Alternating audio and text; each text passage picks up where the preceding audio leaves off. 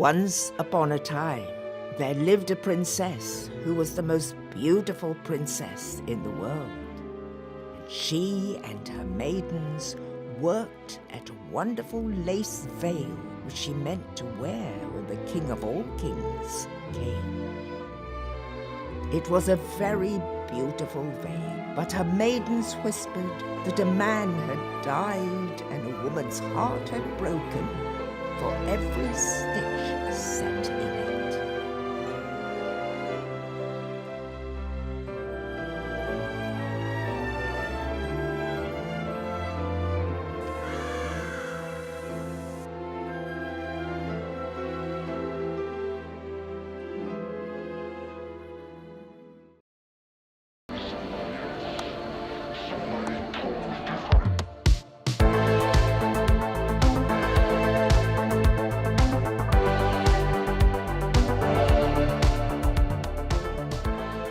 We spoke about another gig next Wednesday, right?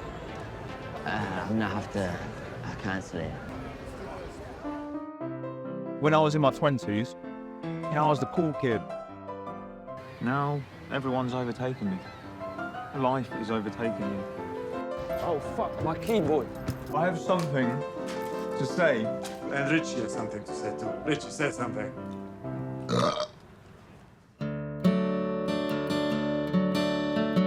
We didn't release the album, and we were so close. So I made up my mind. I've lost my keys, and I think I might have left them in your bar last night. That I'm a lover, not a fighter. I thought if I just worked hard enough, if I just kept doing what I was doing, that there'd just be this whole world waiting for me out there. But I fight through this pain. If music doesn't make you happy, you shouldn't do it. That I feel in my guts and in my brain. You know it's hard. Do you know how many people that I've met like you? How many people that just think they're special just because they've got a certain talent? Well, I haven't, and I've just worked hard. I got ideas, I got dreams, but no plans in place. Maybe it could be enough to be exceptional and special for a few people, like me. You ever just wonder if what we do, if it's worth it? Like, what would this world be without art? Gotta learn to strike a deal. Gotta pay for my next meal.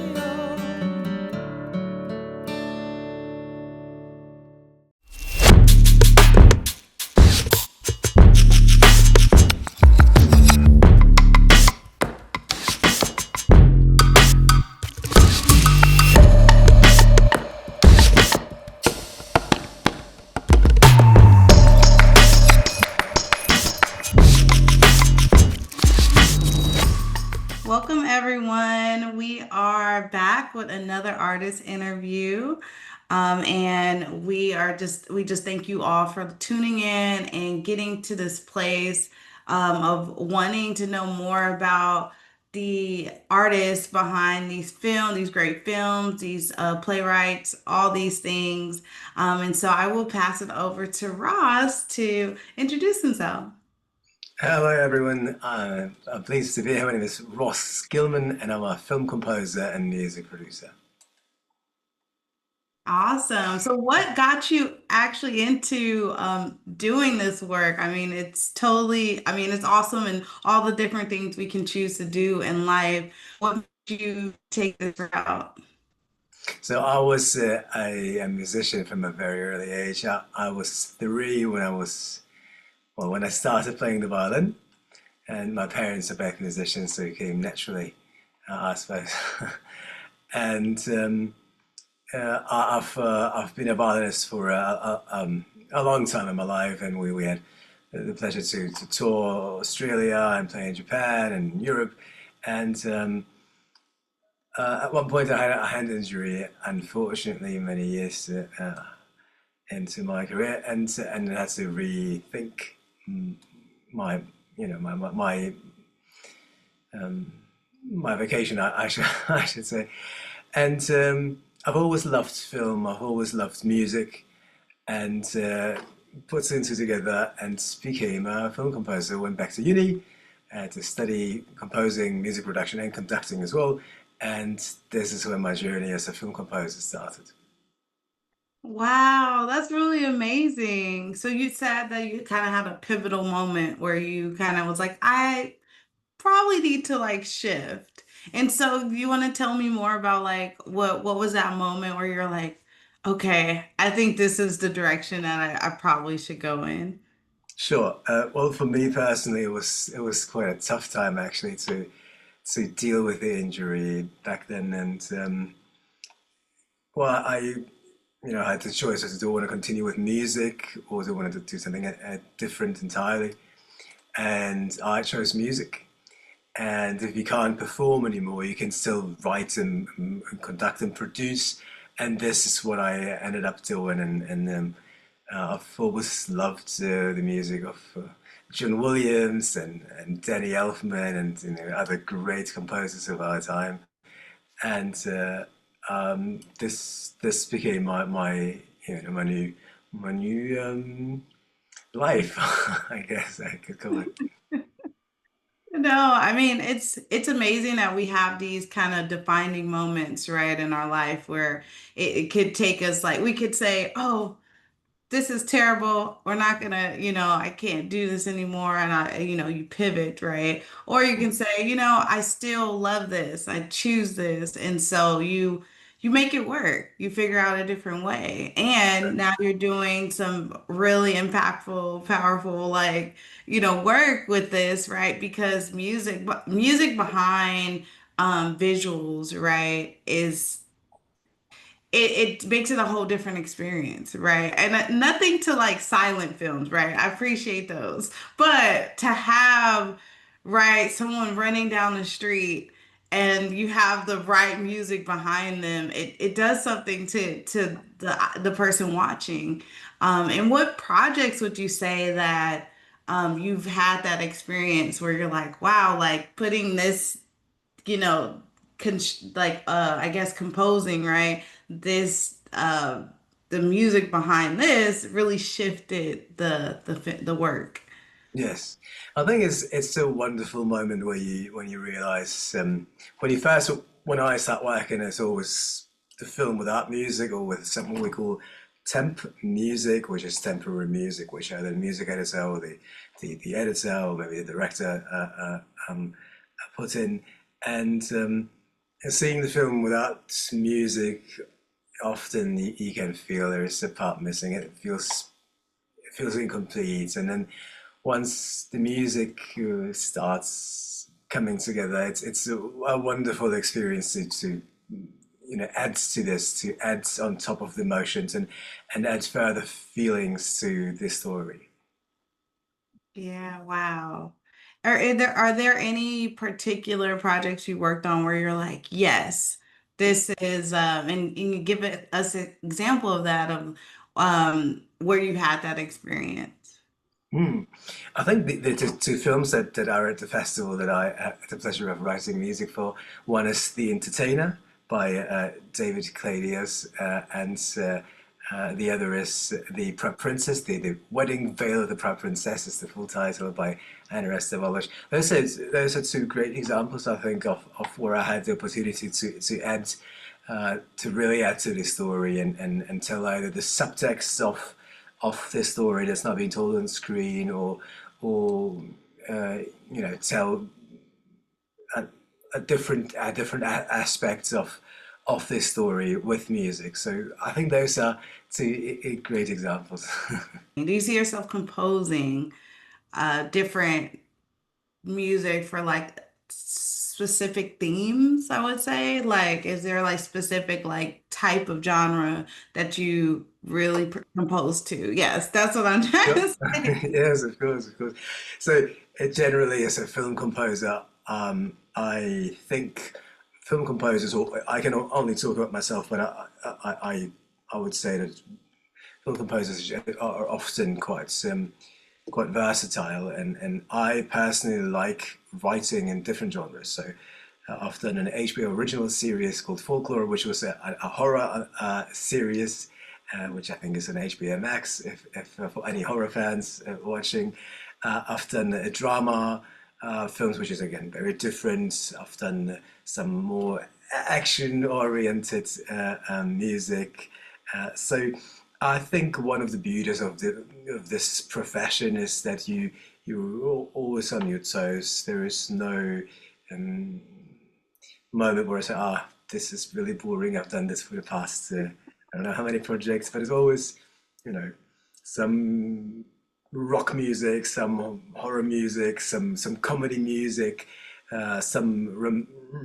romance music, and all. So it's a great mix of different genres that I tend to like to work with.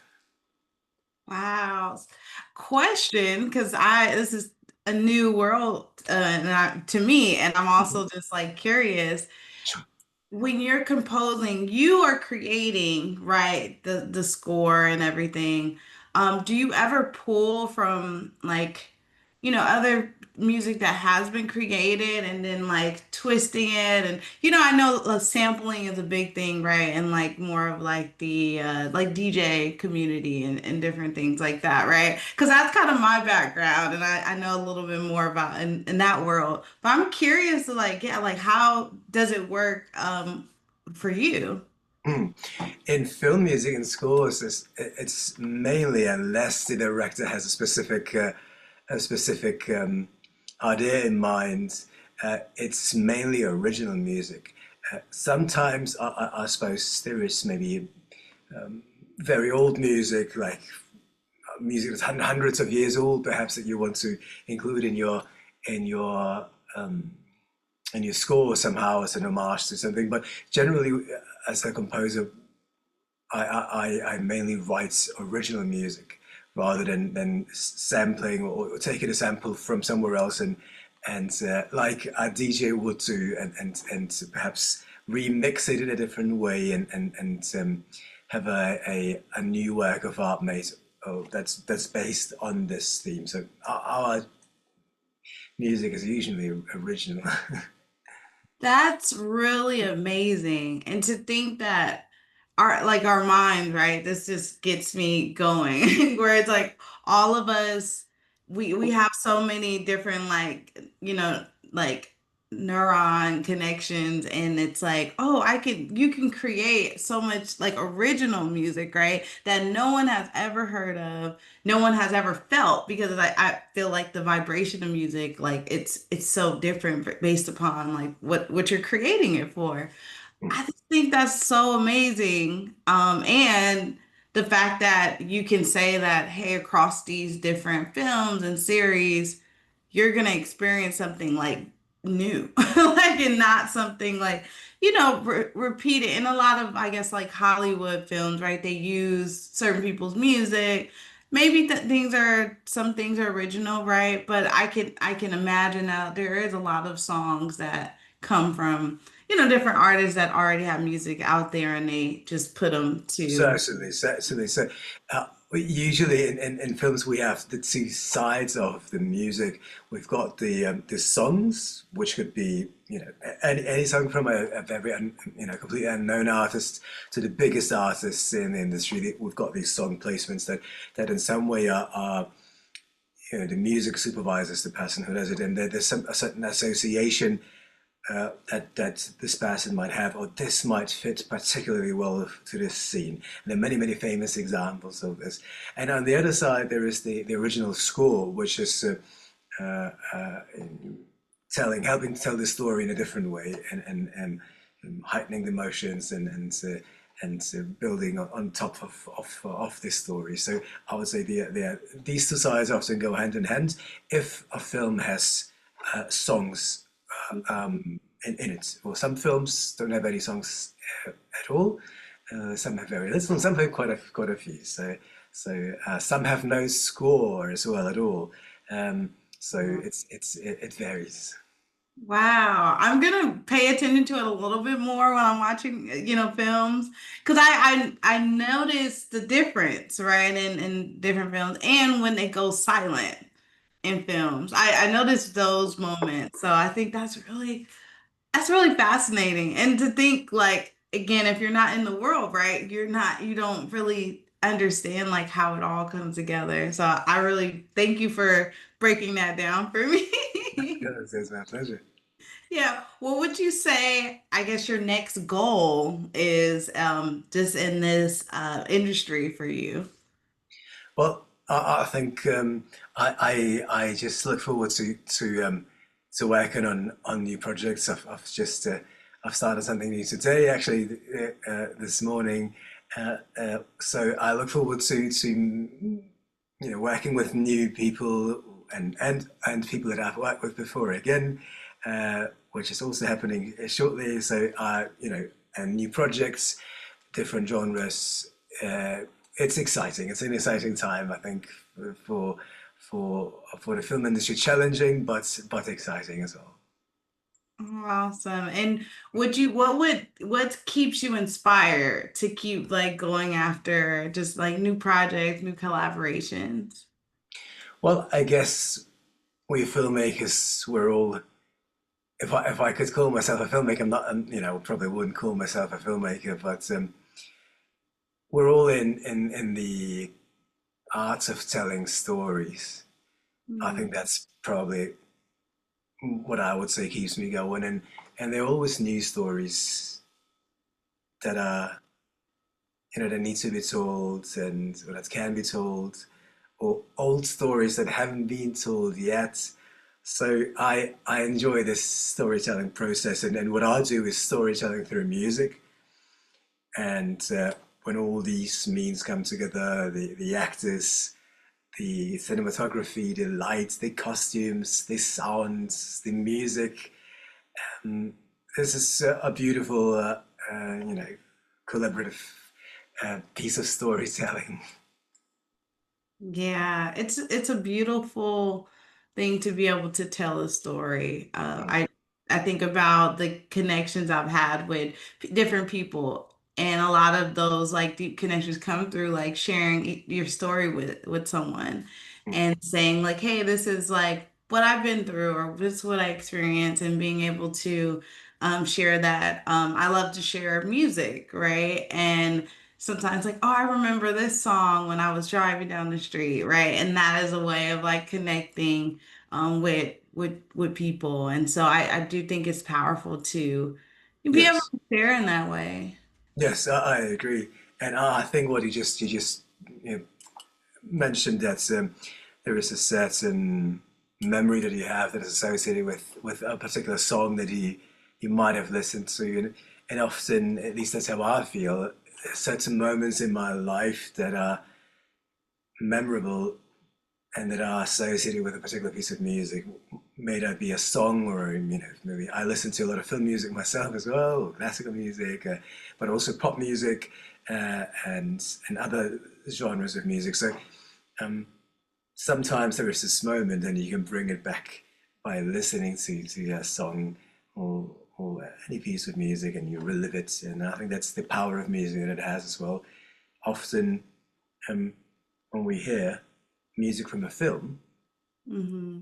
um, I think there's even been a study done on it that we can see what was happening on the screen.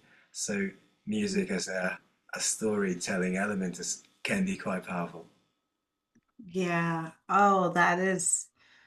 Yeah, I keep thinking about all the like memories I've had with music, and what would be one song, like maybe it's a classical song or anything that you would say has inspired you to continue to create? Um, I'm not sure if there's one song that I could name, but there, I would probably say there is a bunch of music that has inspired me to keep going, or has inspired me in growing as a musician. And when I first started out, I really loved the music of John Williams. So I think Harry Potter was once one score that I loved, and Yes. probably any score that John Williams has written is fantastic. But I think, yeah, I think his music has left a mark on me. And then moving forwards into today, there are many great composers that I admire. To name a few, is John Powell is a fantastic composer.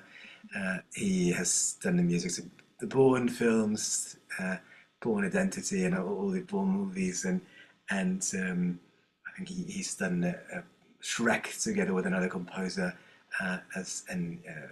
he's done a lot of animation. So a wonderful, wonderful composer, and I have named 1% of the of the famous films that he's done, and there are many today I would say that I think are wonderful. That's awesome. Definitely gonna like actually dive in and check them out You because should. I'm like, yes, like I know Harry Potter score. Yeah, Because another wonderful composer yes. is Nicholas Britell, who has done the music for Moonlight and Succession. Succession is one of my favorite series, and I absolutely love the series. Absolutely love the music. So that's another great reference to dive in. If you've seen the film, then definitely listen to the score. Yes, I'm gonna look into all of these films like a little bit differently after our conversation. Mission I accomplished. yes. I would love for you to share with everyone how they can get in contact with you if they want to collaborate or if they want to look at your work in any of that regards, whether it's other people's work, the originals that you've created. How can they Of do course. Yeah, so I'm on social media. My handle is Ros Gilman. That's ROSGILMAN, and that's across all social media. It's the same. I'm no longer on X at the moment, but I'm on Instagram. I'm on YouTube, and my website is also rosgilman.com, where that has different genres of music, depending on what filmmakers, what projects filmmakers are looking for music for. So it's my first and last name. Well, awesome. I'm so happy that we got to interview you today. And everyone go check out his work. um, really appreciate your time today and really just can't wait to look more into the work that you It's my create. pleasure. It's my pleasure to be here. Thank you for taking the time to talk to me. And yes, I appreciate the work you do for independent films and for the film community. Yes, thank you so much.